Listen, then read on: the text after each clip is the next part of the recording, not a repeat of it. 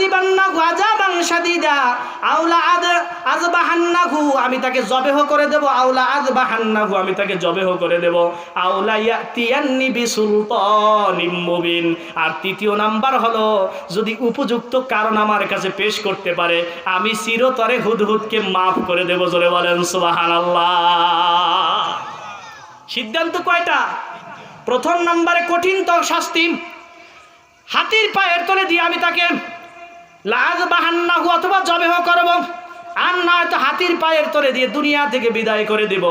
এরপর তৃতীয় নম্বরে বললেন যদি আমার কাছে উত্তম যদি কোনো কোনো অনুপস্থিত থাকার কারণ যদি আমার কাছে পেশ করতে পারে, আওলা ইয়াতিয়ান্নি বিসুলতানিম মুবিন যদি উপযুক্ত কারণ আমার কাছে পেশ করতে পারে আমি চিরতরে হুদহুদকে মাফ করে দেব। জোরে বলেন সুবহানাল্লাহ।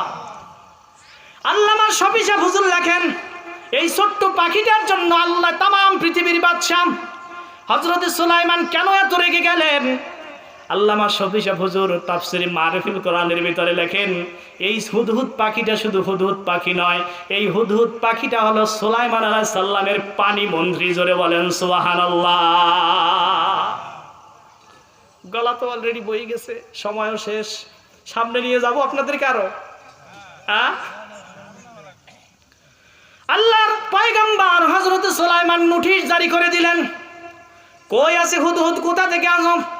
পাখিদের সেনাদের ভিতরে যে প্রধান বাস পাখিকে ডাক দিয়া বললেন। তাফসীরে মাযহারির ভিতরে ঘটনা লেখেন আল্লামা কাজী সানাউল্লাহ পানিপতি রহমাতুল্লাহ আলাইহি বাস পাখিটার ডানায় বাড়ি দিয়ে মহাশূন্যে উড়াল দিয়ে দিল। উঠতে উঠতে এমন নিচ থেকে দেখা যায় না, এত উপরে চলে গেলেন। চলে দিয়ে যখন 3টা 4টা চক্কর লাগাই দিলেন, এবার দূর থেকে দেখতেছে হুদহুদের মতো ছোট্ট একটা পাখি আসতেছে।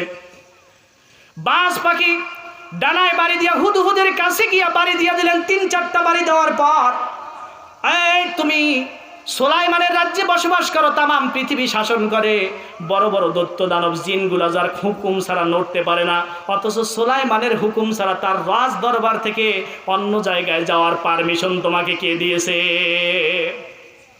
হুদহুদ ডাক দিয়া বলেন তুমি আমাকে বেরো না, বাদশার দরবারে আমাকে যেতে দাও। কি সিদ্ধান্ত আমার ব্যাপারে বাদশা করেছে? বলে তোমাকে দুনিয়া থেকে বিদায় করে দিবে, আর না হয়তো তোমাকে জবেহ করে দিবে, আর না হয়তো যদি উপযুক্ত কারণ বর্ণনা করতে পারো তাহলে তোমাকে চিরতরে মাফ করে দেবে। জোরে বলেন সুবহানাল্লাহ। হুদহুদ ডাক দিয়ে বলে তাহলে আর তুমি মাতবাড়ি করো না, আমাকে বাদশার দরবারে যাওয়ার সুযোগ দাও, ওটা আমি বুঝে নেব যে দরবারে যাওয়ার পর কি হয়। আল্লাহ রাব্বুল আলামিনের কোরআন বলতেছেন ফামাকাসা গায়রা বাঈদ